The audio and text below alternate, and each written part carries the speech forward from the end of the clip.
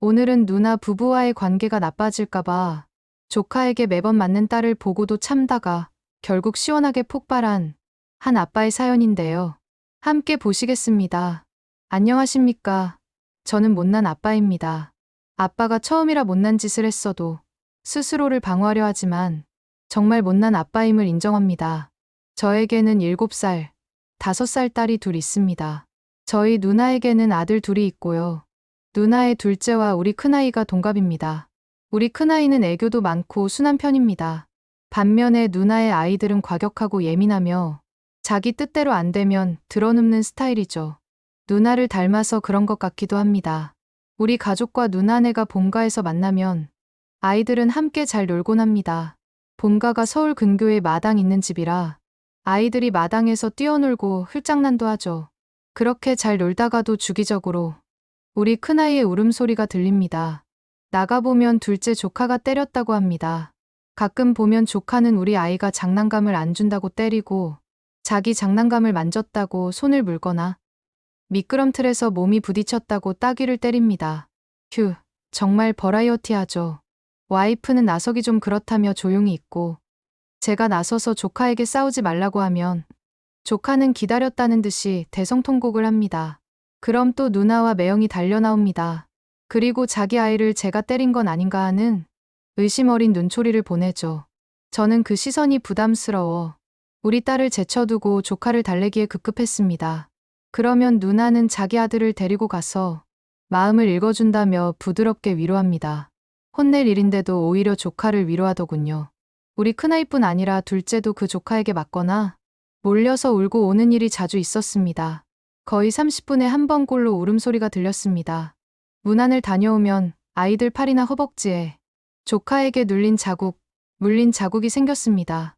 처음에는 어리니까 그럴 수도 있지라며 쿨한 척했지만 반복되니 점점 피하게 됐습니다.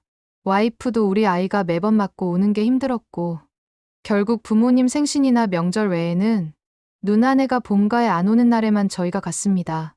그런데 누나는 일부러 저희가 가는 날에 맞춰 오려 했고 결국 본가에서 마주치는 일이 잦았습니다.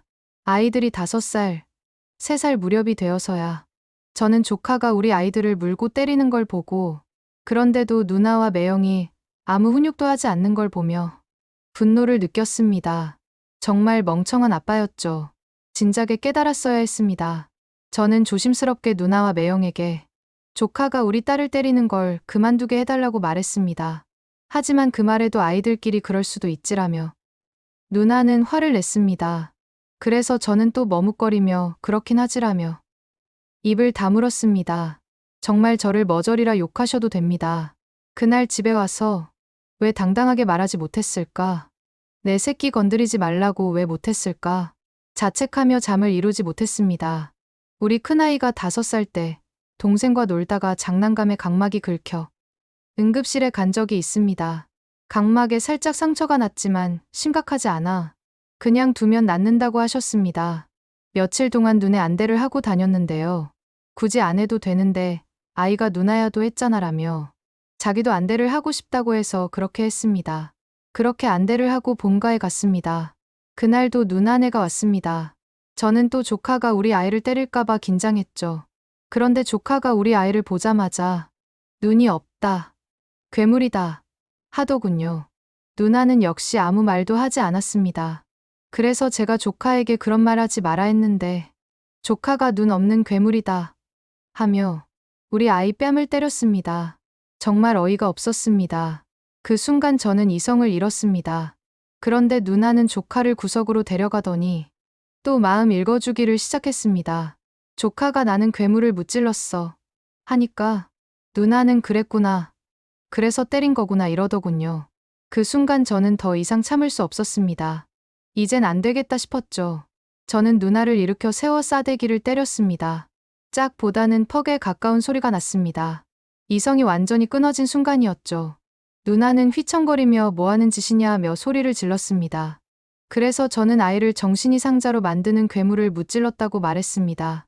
누나는 온갖 욕을 퍼부었고 아이들이 울며 다가오자 와이프가 중간에 가로막았습니다. 아이들은 신경 쓰지 말고 하고 싶은 대로 해요. 그 말에 저는 마음이 무너졌습니다. 매형에게도 몇 년 동안 조카가 우리 아이를 때리고 물었는데 당신이라면 어땠겠냐고 따졌습니다. 그런데 매형은 그래도 이건 아니지라고 하더군요. 그래서 저는 소리쳤습니다. 아니긴 뭐가 아니야. 오늘은 조카를 때린 게 아니라 그 아이를 괴물로 만든 누나를 때린 거야. 그때 아버지가 달려와 저를 말리셨지만 저는 굴하지 않았습니다. 이제부터 우리 아이들 못 때리게 잘 가르쳐 주세요. 한 번만 더 우리 애들이 울면 내가 전과자가 되더라도 그 10배로 갚을 겁니다. 아버지는 저를 꾸짖으셨고 누나 부부에게 사과하라고 하셨습니다. 하지만 저는 단호했습니다. 사과는 제가 아니라 누나가 해야 합니다. 우리 아이가 얼마나 참았는지 아세요? 부모님도 할 말이 없으셨는지 좋게 해결하라 하시더군요. 그날 집으로 돌아오는 길, 다리가 풀려 운전할 수 없어 와이프가 운전하고 저는 뒷좌석에서 아이들을 안았습니다. 그동안 머저리 아빠였던 게 미안해서 참 많이 울었습니다. 아이들이 아빠 괜찮아? 하며 묻는데 대답도 못하고 울기만 했습니다. 집에 와서 아이들 씻기고 재운 뒤 와이프와 맥주 한잔 했습니다. 와이프는 오늘 잘했어요. 잘못한 거 아니에요. 그 말에 저는 또 눈물이 났습니다. 왜 이제서야 우리 아이들을 지켜줬을까? 그 생각에 다시 울었습니다. 누나는 물리고 맞는 조카보다 자기 아이 감정 읽어주는 게 더 중요했던 사람입니다. 그런 사람들 눈치 보며 아이를 희생시킨 제가 바보였죠. 이제는 누나와의 관계보다 아이들의 마음을 지키는 아빠가 되려 합니다. 앞으로 강한 아빠가 되겠습니다. 혹시 제가 잘못한 부분이 있다면 여러분들의 질책도 달게 받겠습니다. 이렇게 털어놓으니 후련합니다. 두서없는 글 끝까지 읽어주셔서 감사합니다. 비슷한 상황을 겪은 분들이 많을 거라 생각합니다. 미리 대처하지 못한 것은 그저 아빠가 처음이라 그런 것이니 너무 자책하지 마세요. 아이들을 지켜주시며 행복하시길 바랍니다.